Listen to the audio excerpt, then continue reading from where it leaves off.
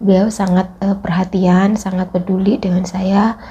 Keluarganya majikanku di sini sangat baik terhadap saya, sangat-sangat memperhatikan lah ya, kayak gitu. Kalau misalkan kita itu misalkan TKW-nya yang menjaga orang tuanya itu mengalami sakit seperti ini.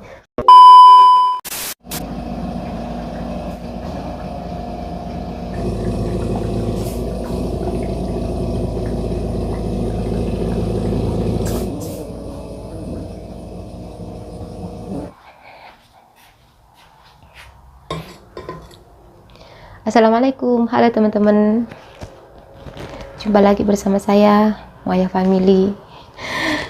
Kita hari ini kurang enak badan ya teman-teman, saya sama nenek kurang sehat.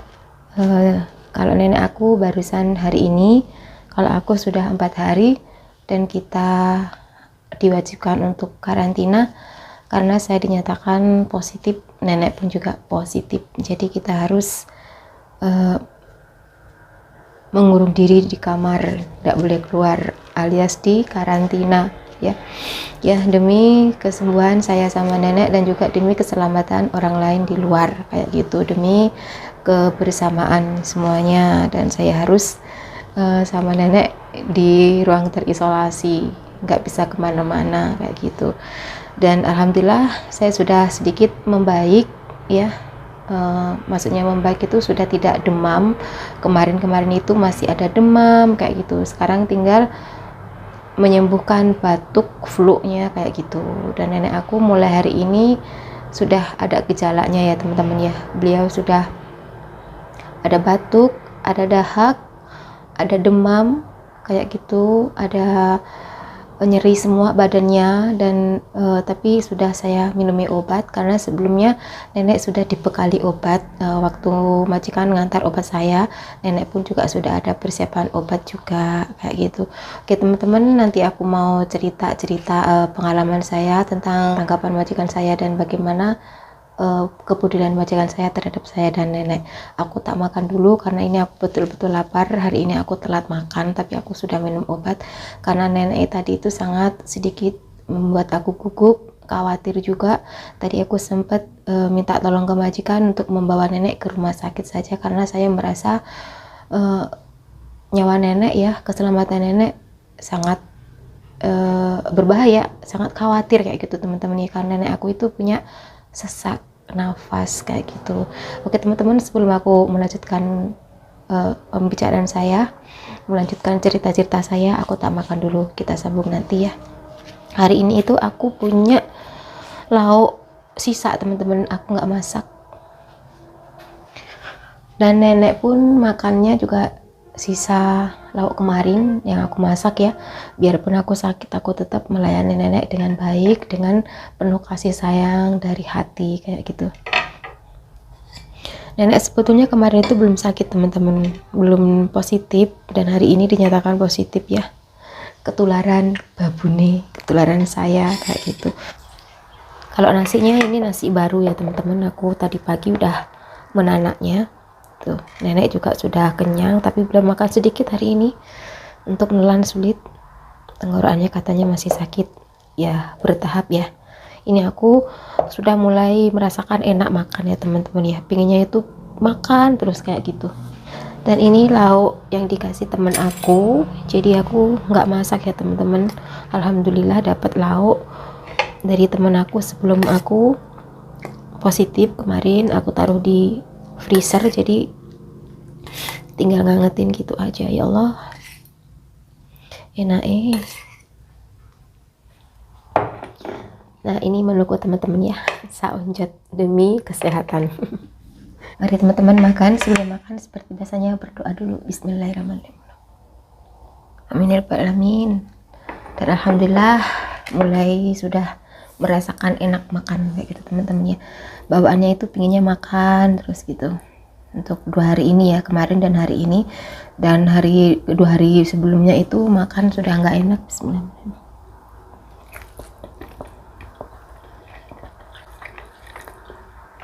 Ini ayam sama tumis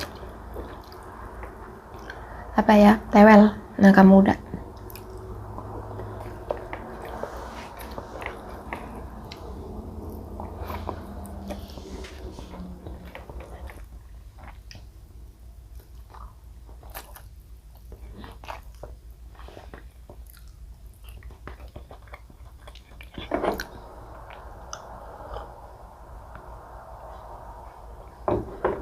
mumpung merasakan enak makan, ini makananku, makan apapun tak los nih sekarang teman-teman ya, demi memulihkan stamina saya biar cepat sembuh.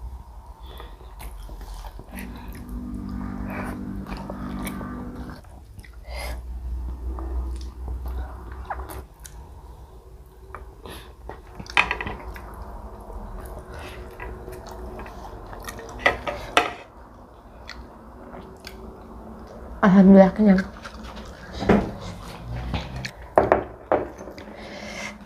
Ceritanya di dapur aja ya teman-teman ya. Sebetulnya aku juga pengen istirahat di kamar, tapi nggak apa-apa lah.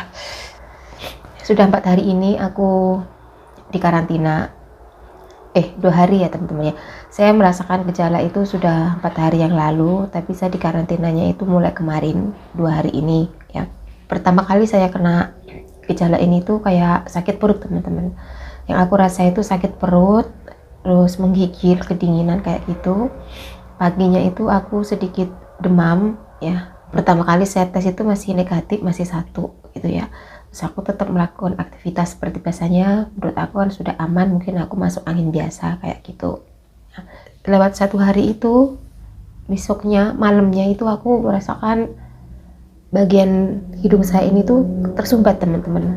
Mulai ada dahak, mulai ada bersin, mulai ada batuk kayak gitu ya, selang 1 hari itu. Dan paginya itu aku langsung cek sendiri, tes sendiri, di swab sendiri gitu ya, itu hasilnya positif ya teman-teman. Tapi aku nggak ngetes nenek karena yang aku rasa nenek tidak ada gejala sama sekali, dan saya sering banget menanyakan ke nenek bagaimana keadaan beliau kayak gitu ya. Aku selalu menanyakan tentang keadaan beliau, dan dia pun mengatakan tidak apa-apa, sehat gitu, tidak merasakan gimana-gimana. Makanya aku tidak melakukan tes swab untuk nenek. Habis itu aku sudah nyatakan positif ya, rumah semua aku kunci, saya nggak keluar. Terus aku foto, saya kasih tahu ke majikan aku semuanya. Dan majikan aku yang pertama kali yang aku kabarin itu majikan aku yang nomor 2. Saya melaporkan tentang kesehatan saya ke majikan aku yang nomor 2 itu. Kenapa? Karena majikan aku itu barusan saja kena COVID kayak gitu, kena di karantina juga. Siapa tahu beliau bisa membantu saya untuk mengambilkan obat atau gimana kayak gitu ya. Dan ternyata majikan aku yang nomor 2 menyuruh aku untuk melaporkan ini ke majikan aku yang pertama. Nah, habis itu aku melaporkan kejadian ini tentang kesehatan saya ke majikan aku yang pertama, dan juga saya melaporkan ini juga ke anaknya nenek yang perempuan, kuku ya. Habis semuanya saya kasih tahu, saya ke agent pun ngabarin kayak gitu. Nah, setelah majikan semuanya tahu, tanggapan majikanku yang pertama itu begini, ya sudah nggak apa-apa, kamu sudah kerja keras, kamu terlalu capek, kamu istirahat saja, masalah ini biar aku yang memikirkannya kayak gitu majikan saya.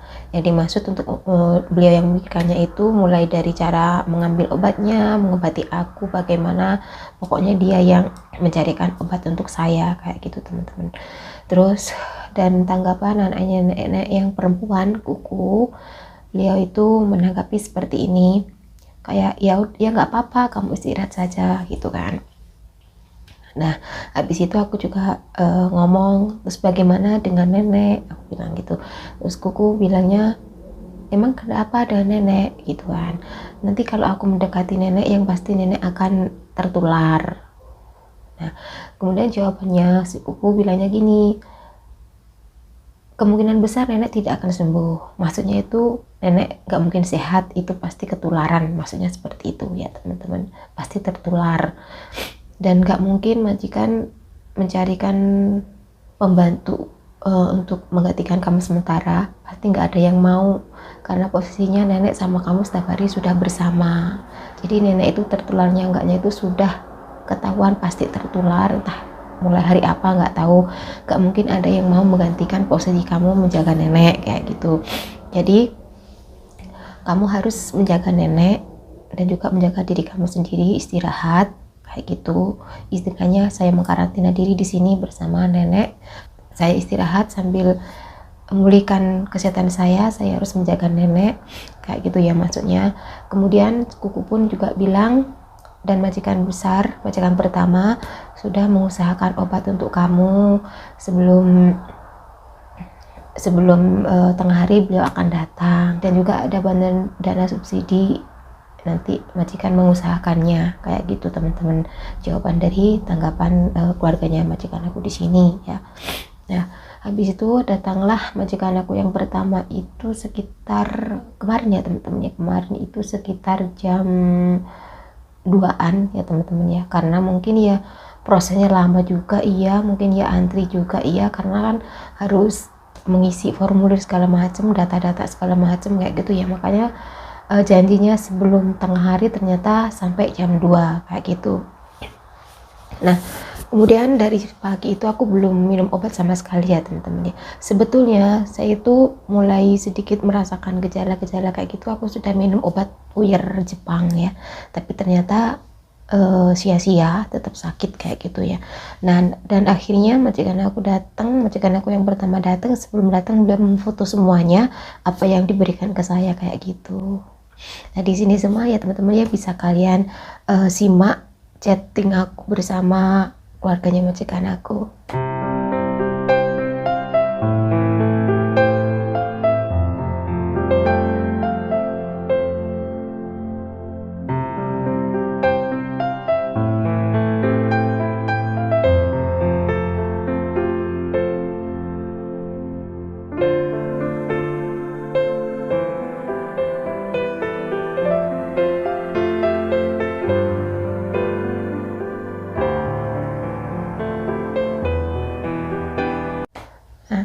Beliau sangat perhatian, sangat peduli dengan saya. Keluarganya majikan aku di sini sangat baik terhadap saya, sangat-sangat memperhatikan lah ya kayak gitu. Kalau misalkan kita itu misalkan TKW-nya yang menjaga orang tuanya itu mengalami sakit seperti ini, beliau sangat sangat peduli gitu ya. Majikan aku yang pertama selain mencarikan dana subsidi, maksudnya itu saya nggak tahu juga ya apa istilahnya yang dimaksud itu, mungkin pasien positif COVID bersubsidi kayak gitu ya, mungkin ya bisa dibilang seperti itu, saya juga nggak paham teman-teman ya. Pokoknya istilahnya majikan sudah membantu aku ya, mulai menambahi aku uang saku ya, karena majikan tidak bisa mencarikan pengganti sementara untuk menjaga nenek, jadi saya harus menjaganya. Jadi majikan menambahkan uang tips gitu ya ke saya itu sebesar 5.000 NT teman-teman, alhamdulillah itu aja ya, dan juga obat segala macem. Jadi ya wis, kepeduliannya majikan aku terhadap saya di saat aku positif seperti itu, terima kasih banyak. Alhamdulillah saya mendapatkan keluarga majikan yang baik, alhamdulillah. Dan kemarin itu majikan pertama pun menyediakan obat buat nenek ya, takutnya nenek tertular kayak gitu, walaupun kemarin itu nenek belum ada gejala sama sekali. Dan hari ini aku tes ternyata nenek positif, dan aku sudah ukur suhu badannya juga panas, jadi saya hari ini menyiapkan obat nenek, memberikan obat nenek kayak gitu ya, sudah 2 kali dari pagi sampai siang. Nah tadi itu waktu makan siang, nenek itu tiba-tiba sesak nafas teman-teman. Nah mungkin karena tenggorokannya gatal, batuk itu nggak bisa keluar dahaknya, terlalu sulit, akhirnya bernafas itu kesulitan ya. Tadi itu aku sempat bilang ke majikan untuk membawa nenek ke rumah sakit. Aku video keadaan nenek seperti apa, kondisi nenek seperti apa kayak gitu kan. Terus akhirnya majikan aku rundingan sama saudara-saudaranya kayak gitu ya, dan akhirnya kuku menyuruhku untuk memasangkan tabung oksigen itu ya, yang tadi itu aku pasang ya teman-teman ya. Dan itu pun saya pertama kalinya masang itu tabung ke nenek ya, sebelumnya saya belum pernah megang itu. Jadi itu tadi aku tanya-tanya ke teman-teman, dan teman aku yang paling deket sama saya belum pernah juga memakai tabung itu. Dan saya alhasil lihat di YouTube teman-teman. Nah, saya bisa dari situ, dari YouTube saya pasang satu persatu, akhirnya bunyi nyala, bisa dipakai. Nah, tapi warnanya itu kan ada hijau dan merah ya lampunya itu. Nah, ini awalnya tuh yang nyala hijau, terus kemudian setelah saya pasangkan ke hidungnya nenek itu yang nyala merah sama hijau itu barengan, bunyi didit gitu kan. Aku takut teman-teman ya, dan akhirnya aku telepon lagi ke majikan saya, apakah cara ini benar yang aku gunain atau gimana kok seperti ini gitu kan. Aku minta pendapatnya, minta solusinya gimana kayak gitu. Dan si kuku pun juga bilang kalau bisa jangan sampai ada bunyi yang merah itu, harus bisa dimatiin kayak gitu, harus diusahakan gimana caranya. Kok coba kamu tanya-tanya ke pembantu yang lama. Dan jujur saya untuk hubungan komunikasi sama pembantu lama sudah nggak bisa teman-teman, karena saya tidak punya nomor WA-nya karena saya sudah diblokir kayak gitu. Dan akhirnya saya menanyakan ke pembantunya yang lama sebelum saya, yaitu Mbak Imah ya. Dulu kan sebelum aku datang ke sini kan ada Mbak Imah itu di sini 1 bulan menunggu kedatangan saya, dan aku menyelesaikan masalah ini ke dia. Jadi akhirnya Mbak Imah memberikan solusi kalau bunyi dari suara itu karena tarikan oksigennya itu kurang, volume ya, kalau misalkan bunyi itu volume, karena ini saya nggak tahu, itu diperbesar, diangkat sedikit kayak gitu, ditambahin. Jadi aku tambahin 1 angka teman-teman, awalnya dari 3 ke 4, jadi tidak berbunyi lagi alhamdulillah. Dan neneknya bisa bernafas lega dan dia bisa tidur nyenyak teman-teman. Awalnya ngap-ngapan ya, kayak habis lari maraton kayak gitu ya. Aku juga takut teman-teman, gimana dengan nenek aku, saya khawatir. Tadi itu makanya aku langsung meminta ke majikan untuk membawa nenek ke rumah sakit kayak gitu. Makanya aku bingung teman-teman ya, pertama kali melihat nenek sesak nafas kayak gitu. Sebelumnya tidak pernah sih, sebelumnya nenek itu baik-baik saja, tidak pernah seperti itu. Makanya tadi itu aku mengambil langkah seperti itu untuk membawa nenek ke rumah sakit, dan alhamdulillah sekarang sudah membaik dengan alat bantuan oksigen tersebut. Ya udah ya teman-teman ya, informasi dari aku untuk hari ini sampai di sini, cukup di sini vlog kali ini, sekedar sharing-sharing aja keadaanku sekarang ya. Dan untuk video-video sebelumnya ini yang aku upload itu video lama ya. Sebelumnya saya sudah 4 hari tidak bikin video sebetulnya. Tadi itu saya sudah 4 hari tidak bikin video, yang aku upload itu video lama ya teman-teman ya. Dan ini video pertama kali aku waktu aku di karantina ya di sini.